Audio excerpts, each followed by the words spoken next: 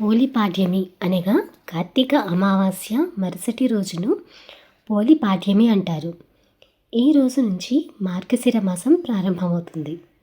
కార్తీక మాసంలో శివుడిని పూజిస్తే మార్గశిర మాసంలో విష్ణుమూర్తిని పూజిస్తారు.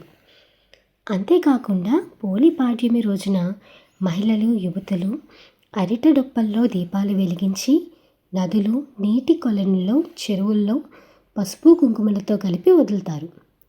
ఈ నేపథ్యంలో పోలిపాడ్యమి విశిష్టత, పోలి స్వర్గం కథ తెలుసుకుందాం. పూర్వం ఒక ఊరిలో ఒక చాకలి కుటుంబం ఉండేది. ఆ చాకలి స్త్రీకి 4 కొడుకులు, 4 కోడళ్ళు. ఆమె కార్తీక బహుళ అమావాస్య నుంచి కార్తీక మాసం అంతా 3 కోడళ్లను తోడుగా తీసుకుని వెళ్ళి నదీ స్నానానికి వెళ్ళి దీపం పెట్టి వస్తూ ఉండేది. చిన్న కోడలే ఇంటి చాకిరీ అంతా చేస్తూ ఉండేది. ఆమెకు పనులను అప్పగించి 3 కోడళ్లతో ఆలయానికి వెళ్ళి పూజలు చేసుకు వచ్చేది. చిన్న కోడలు పోలికి కూడా కార్తీక మాసంలో నది స్నానం చేయాలని, దీపారాధన చేయాలని కోరిక ఉండేది. చిన్న కోడలు ఏ విధంగా అయినా దీపం పెట్టాలని అనుకుంది. వెన్న చిలికిన కవ్వానికి అంటుకున్న వెన్నను తీసి పెరట్లో ఉన్న పత్తి చెట్టు కింద ఉన్న పత్తి కాడని తీసుకుని ఒత్తిగా చేసింది. బావి దగ్గర స్నానం చేసి తీసిన వెన్నతో ఒత్తి చేసి దీపారాధన చేసేది. దీపాన్ని అత్తగారు చూడకుండా ఉండడానికి చాకలి బాణను మూతగా పెట్టింది. కార్తీక మాసం అంతా అత్తగారు 3 కోడళ్లతో నదీ స్నానానికి వెళ్ళి దీపారాధన చేసేది. చిన్న కోడలను పోలిని మాత్రం తీసుకెళ్లేది కాదు. కార్తీక బహుళ అమావాస్య నాడు అత్తగారు తెల్లవారుజామున నిద్రలేచి 3 కోడళ్లతో పాటు నదీ స్నానానికి వెళ్ళింది. చిన్న కోడలు పోలి ఎప్పటిలాగానే పత్తి కాడను తీసుకుని ఒత్తిగా చేసి బావి దగ్గర స్నానం చేసి తీసిన వెన్నతో దీపారాధన చేసింది. అప్పుడే ఆకాశం నుంచి దేవతలు పోలి కోసం విమానాన్ని తీసుకొచ్చారు.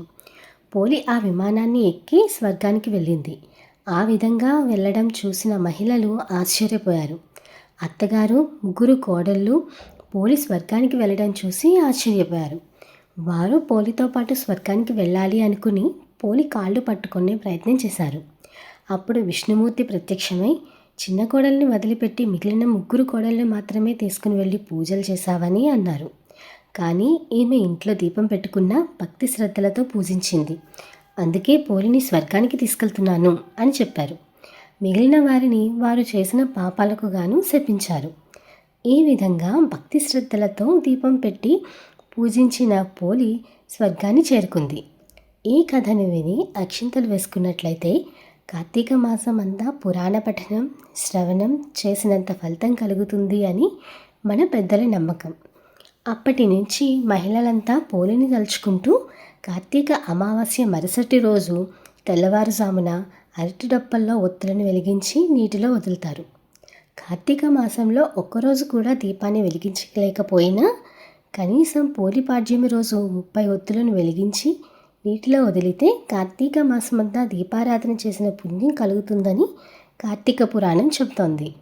దీన్ని బట్టి మనం గ్రహించాల్సింది ఏంటంటే, దుర్బుద్ధి అంటే చెడు ఆలోచన లేకుండా మంచి మనసుతో ఏ పని చేసినా దానిని పరమాత్మ స్వీకరిస్తాడని తెలుసుకోవాలి. ఈ వీడియో నచ్చితే లైక్ చేయండి. అలాగే మన పురాణ ఇతిహాసాల గురించి తెలుసుకోవాలనుకుంటున్నా లేదా మీ కిడ్స్ తెలుసుకునేలా చేయాలనుకుంటున్నా తప్పకుండా మన హ్యాపీ కిడ్ ఛానల్ని సబ్స్క్రైబ్ చేసుకోండి. Thank you for watching. Please do subscribe for more videos. Happy Kid!